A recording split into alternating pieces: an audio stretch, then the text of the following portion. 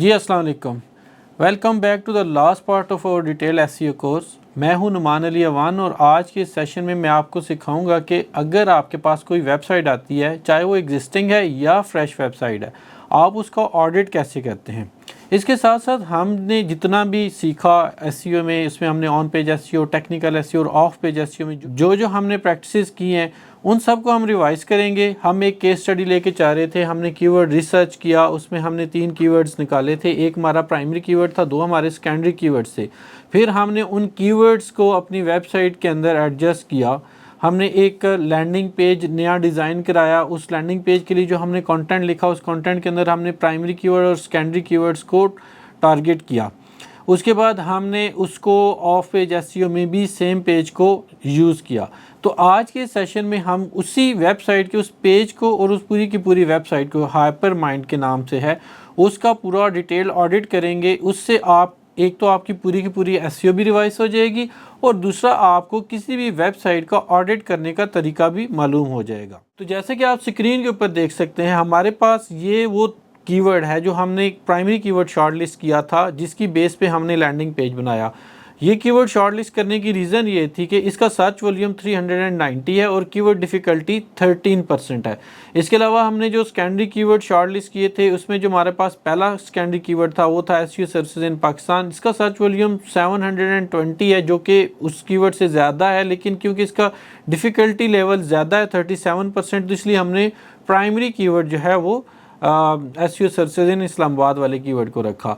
इसके अलावा हमने एक थर्ड जो वेरिएशन इसमें रखी वो थी एसईओ एजेंसी इन इस्लामाबाद। तो इसके अलावा हमने जो थर्ड कीवर्ड शॉर्टलिस्ट किया था वो था एसईओ एजेंसी इन इस्लामाबाद। इस कीवर्ड का सर्च वॉल्यूम भी काफ़ी अच्छा है और इसका केडी भी <30 है। तो ये तीनों कीवर्ड्स हमने शॉर्ट लिस्ट करने के बाद हमने अपनी वेबसाइट के ऊपर एक सर्विसेज का पेज ऐड किया, लैंडिंग पेज ऐड किया। उसको ऐड कराने से पहले हमने अपनी राइटर से कंटेंट लिखवाया। कंटेंट जो आपके सामने स्क्रीन पे आपको नज़र आ रहा है, जो हमने कंटेंट लिखवाया, उसके अंदर हमने ये चीज़ मेक श्योर की कि हमारे कीवर्ड्स जो हैं वो कंटेंट के अंदर ऑलरेडी टारगेटेड हैं। हमने जो कोर कीवर्ड था या प्राइमरी कीवर्ड था वो एसईओ सर्विसेज इन इस्लामाबाद था, उसको हमने अपने टाइटल के अंदर मेंशन किया। फिर आप देख सकते हैं कि पहले पैराग्राफ के अंदर भी हमने अपने प्राइमरी कीवर्ड को टारगेट किया।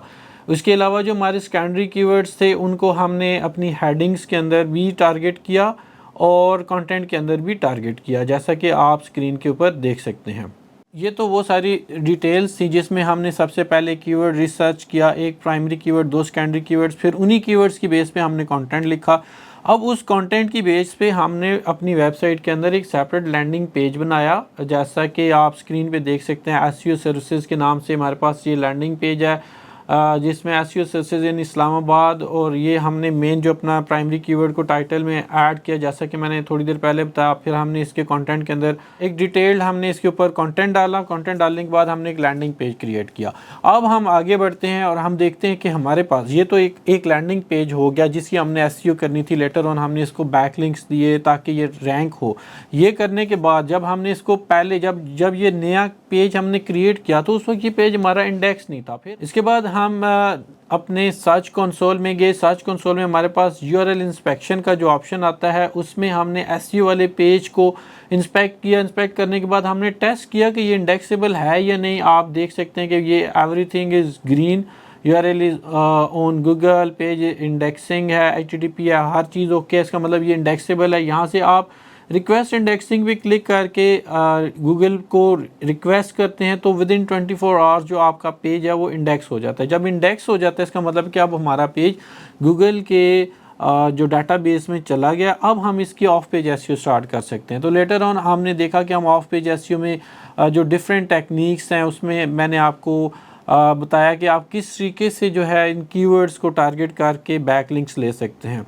अच्छा, आपने यहाँ पे एक चीज़ का और ख्याल रखना है कि जब आप बैकलिंक्स दे रहे हो ना, तो आपने जो आपकी हाइपर टेक्स्ट रेशियो होती है ना, एंकर टेक्स्ट रेशियो, उसका ख्याल रखना होता है।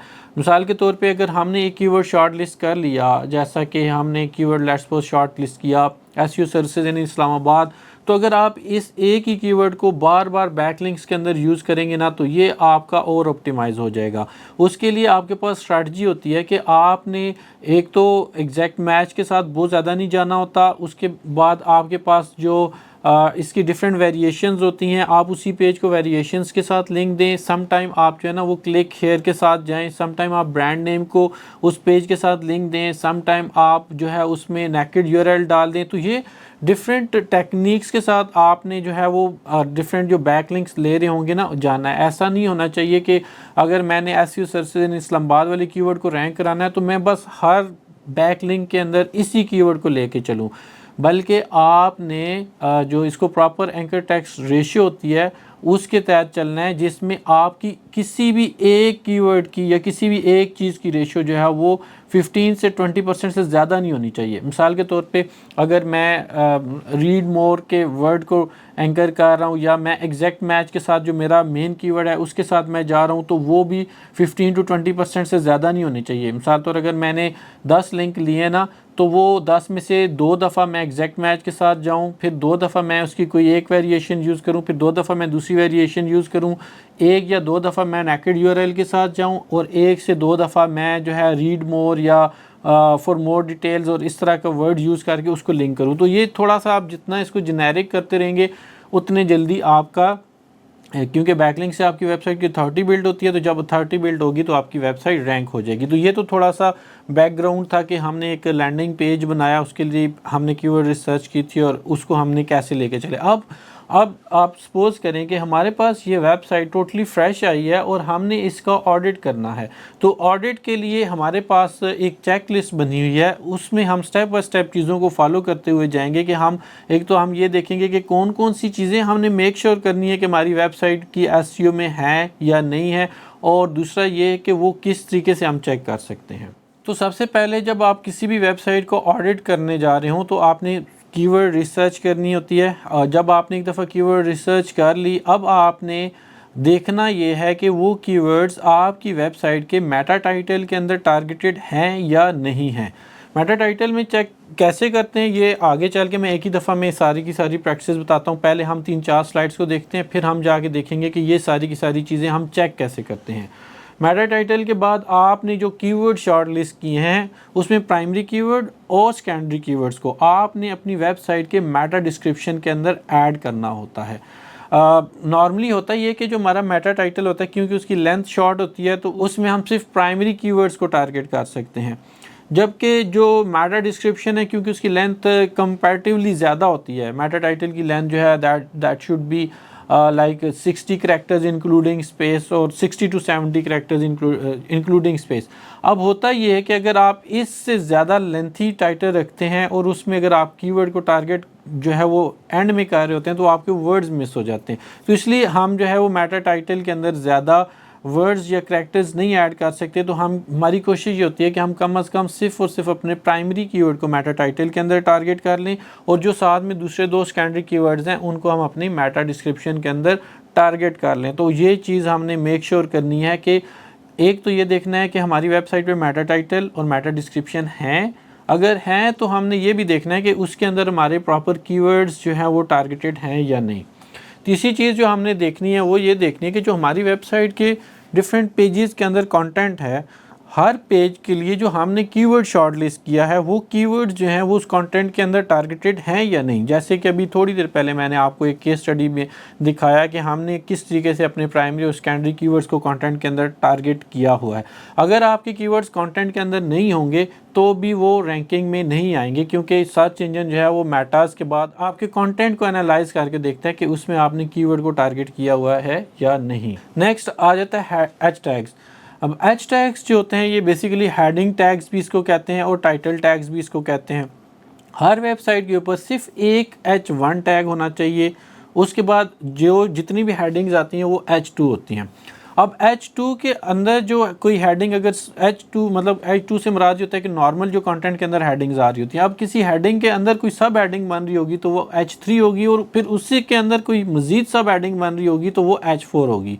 मिसाल के तौर पे इसकी मैं एग्जांपल लेता हूँ कि मैं एक कंटेंट लिखता हूँ जिसमें मैं कंपैरिजन कर रहा हूँ डिफरेंट मोबाइल्स का। अब डिफरेंट मोबाइल कंपनीज़ में हमारे पास जो आईफोन की कंपनी आ जाती है, फिर उसके बाद हमारे पास सैमसंग की कंपनी आ जाती है, फिर कोई भी पाकिस्तानी या कोई लोकल ले लें क्यू मोबाइल वगैरह की कंपनीज़ आ जाती हैं। अब जो मेरा टाइटल होगा comparison of different mobile phone companies, ये मेरा H1 होगा। अब उसके अंदर जब मैं पहली हेडिंग लगाऊंगा जिसमें मैं एप्पल का नाम लिखूंगा या आईफोन का नाम लिखूंगा, वो मेरा H2 होगा। उसके बाद जो दूसरी मेरी हेडिंग होगी सैमसंग की, वो भी H2 होगी। अब जब मैं एप्पल के अंदर मज़ीद डिस्क्रिप्शन ऐड कर रहा हूँ तो मैं एप्पल के डिफरेंट वर्जन्स लिखता हूँ, लाइक मैं लिखता हूँ 14 प्रो मैक्स, 15 प्रो मैक्स। अब क्योंकि हेडिंग जो एप्पल की H2 थी, तो अब उसके अंदर जो हेडिंग आ रही है ना प्रो मैक्स या जो इसके डिफरेंट जो वर्जन्स हैं वो H3 हो जाएंगे। तो इसी तरीके से जितनी वो सब हेडिंग्स बनती जाएंगी, आपने उसकी हायरार्की को उस हिसाब से सेट करना होता है। तो हेडिंग टैग्स में अगर आप H1 को रिपीट कर रहे हैं ना, तो इसका मतलब ये होगा कि आप सर्च इंजन को कंफ्यूज कर रहे हैं, क्योंकि H1 के अंदर वो चाहता है कि आपका प्राइमरी कीवर्ड होना चाहिए। तो अभी तक ये जो चीज़ें हमने देखी हैं कि आपका जो प्राइमरी या फोकस कीवर्ड है that should be there in meta title, meta description, content और H1 टैग के अंदर ये होना चाहिए। अब हम ये जाके चेक करते हैं कि ये सारा का सारा हम चेक कैसे कर सकते हैं कि जो हमारी वेबसाइट के अंदर हमने कीवर्ड्स रखे हुए हैं उनमें वो कीवर्ड जो है वो मेटाज में है या नहीं। अब जैसे कि आप स्क्रीन पे देख सकते हैं, हमने सेम वही लैंडिंग पेज ओपन कर लिया जिसकी हम केस स्टडी लेके चाह रहे हैं एसईओ सर्विसेज का। आपके पास डिफरेंट इंटरनेट पे वेबसाइट्स हैं जिस पे आप एक तो उसके थ्रू आप चेक कर सकते हैं कि जो आपकी वेबसाइट के ऑन पेज एसईओ के टैग्स हैं वो प्रॉपर हैं या नहीं। लाइक आप गूगल पे जाके सर्च करें हेडिंग टैग चेकर टूल, तो जो जितनी भी आपकी जो पेज उसमें ऐड करेंगे वो आपको उसमें बताता रहेगा कि इसमें H1, H2, H3 है या नहीं। एक तरीका ये भी होता है कि आप Ctrl+U करें या आप अपने जिस पेज के आपने मेटाज या हेडिंग टैग चेक करने हैं उसके ऊपर राइट क्लिक करके पेज व्यू सोर्स में जाते हैं, तो आप उसकी पेज व्यू सोर्स वाले पेज पे आते हैं। यहाँ पे आप मैन्युअली भी सर्च करके देख सकते हैं, यानी कि Ctrl+F जब आप करेंगे फाइंड में जाके आप मेटा लिखते हैं तो अब आपके जितने भी मेटा टैग्स हैं वो आ जाएंगे। देखें यहाँ पे मैं मेरे पास meta name is equal to description जो होता है, ये मेरा मेटा डिस्क्रिप्शन का टैग है। इसमें अब मैं देख लूँगा कि मेटा डिस्क्रिप्शन का टैग लगा हुआ है और इसमें प्रॉपर मेरे कीवर्ड्स टारगेटेड हैं या नहीं। ये थोड़ा सा मुश्किल है, लेकिन अगर आपके पास कोई एक्सटेंशन या कोई प्लगइन नहीं है तो आप इस तरीके से मैनुअली टाइटल भी देख सकते हैं, मेटा डिस्क्रिप्शंस भी देख सकते हैं, इवन आप H1 भी देख सकते हैं। आप यहाँ पे H1 लिख के सर्च करें, अगर H1 एक ही दफ़ा आ रहा है दैट इज़ फाइन। अगर ये एक से ज़्यादा दफ़ा आ रहा है तो इसका मतलब है कि देयर इज़ समथिंग रॉन्ग, आपको आपके कंटेंट के अंदर सिर्फ एक H1 होना चाहिए। तो यहाँ पे भी देखें एक ही आ रहा है। अब ये तो थोड़ा सा मुश्किल प्रोसेस है, अगर मैं इसको आसान करूँ तो आप लोग अपने जो भी आप ब्राउज़र यूज़ कर रहे हैं उसमें एक एक्सटेंशन है डिटेल्ड एसईओ एक्सटेंशन के नाम से। अगर आप इस एक्सटेंशन को आप अपने पास इंस्टॉल कर लें, उसके बाद आप जिस पेज की भी आपने मेटाज वगैरह चेक करने हैं उस पेज पे आने के बाद आप जब इस एक्सटेंशन पे क्लिक करते हैं ना, तो वो आपको स्क्रीन के ऊपर बता देगा कि मेरे इस पेज के ऊपर मेटा टाइटल है। देखिए उसने ग्रीन किया हुआ है भी और अप्रोप्रिएट भी है, 55 करैक्टर्स हैं यानी लेस दैन 60 करैक्टर्स हैं। और देखिए मैंने इसके अंदर अपने कीवर्ड को भी, यानी कि प्राइमरी कीवर्ड जो था उसको भी मैंने ऑलरेडी जो है वो ऐड किया हुआ है। फिर मेटा डिस्क्रिप्शन देखें, उसको भी इसने ग्रीन किया हुआ है। अगर यहाँ पे कुछ भी गड़बड़ होती तो इसका कलर रेड होता। 155 करैक्टर्स हैं यानी कि लेस दैन 160 करैक्टर्स भी हैं, और मैंने इसके अंदर अपने प्राइमरी प्लस सेकेंडरी कीवर्ड्स को भी टारगेट किया हुआ है। जैसा कि आप यहाँ देख सकते हैं एसईओ सर्विसेज एजेंसी का वर्ड भी मैंने टारगेट कर लिया, एसईओ सर्विसेज का भी कर लिया, इस्लामाबाद का भी कर लिया, पाकिस्तान का भी कर लिया। तो मैंने जितने भी अपने कीवर्ड्स थे ना उनको इसके अंदर टारगेट किया हुआ है। अब उसके बाद यूआरएल भी आपने देखना होता है कि जो आपकी वेबसाइट का जो पेज बन रहा है ना उसमें आपके कीवर्ड के से रिलेटेड वर्ड्स आने चाहिए। अब मैं यहाँ पे इसको एसईओ सर्विसेज इन इस्लामाबाद वाला पेज भी बना सकता था, एसईओ सर्विसेज का पेज रख दिया। वो आप एग्जैक्ट मैच के साथ ना भी रखें, लेकिन आपके जो प्राइमरी कीवर्ड्स के वर्ड्स हैं ना वो आपके स्लग के अंदर या यूआरएल के अंदर भी होने चाहिए।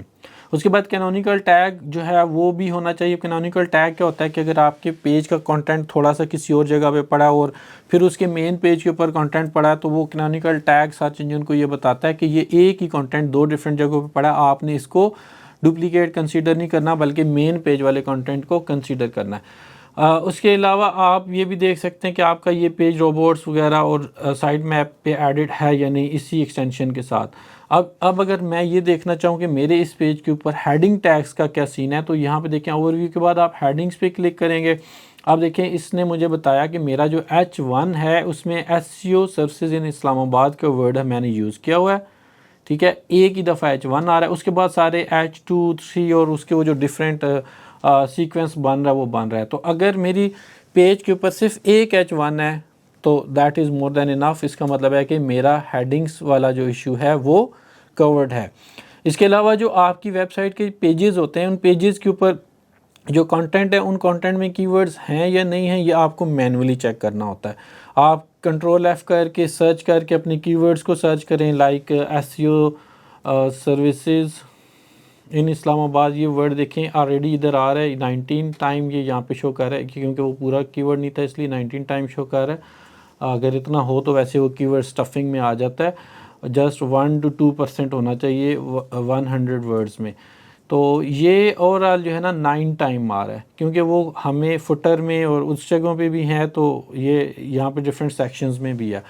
तो अगर ये 9 टाइम आ रहा है तो इसका मतलब है कि आपका जो कंटेंट है ना उसकी लेंथ जो है वो कम अज़ कम 500 to 600 वर्ड्स होनी चाहिए, क्योंकि 100 वर्ड्स में 2 दफ़ा होना चाहिए। रेशियो उसकी 1 to 2% होती है, ठीक है। तो वो कंटेंट हमारा आई थिंक सो 1000 वर्ड्स हैं, तो वो उसमें फिर उसकी परसेंट जो है वो परसेंटेज जो है वो एडजस्ट हो रही है। तो ये यहाँ तक हमने देख लिया कि हमने जो अपने कीवर्ड शॉर्टलिस्ट किए थे उसको हम कैसे चेक करते हैं कि वो मेटा टाइटल में, मेटा डिस्क्रिप्शन में, H1 टैग में और कंटेंट के अंदर है या नहीं। जब हमने ये सारी चीज़ें देख ली कि ठीक है ओके हमारे कीवर्ड्स, तो अब आगे बढ़ते हैं। नेक्स्ट हमारे पास जो चीज़ आती है वो ये होती है कि हमने ये चीज़ मेक श्योर करनी होती है कि जो हमारी वेबसाइट है उसके ऊपर ब्लॉग बना हुआ है या नहीं। तो ये था आज का हमारा सेशन जिसमें हमने ये सीखा कि जब हम कीवर्ड रिसर्च करने के बाद उनको कैसे Meta title, meta description, heading tags और कंटेंट के अंदर चेक कर सकते हैं। मिलते हैं इंशाल्लाह नेक्स्ट सेशन में जिसमें हम फर्दर देखेंगे कि SEO ऑडिट के अंदर हम बाकी कौन कौन से फैक्टर्स को देखते हैं। तब तक के लिए अल्लाह हाफिज़, थैंक यू सो मच।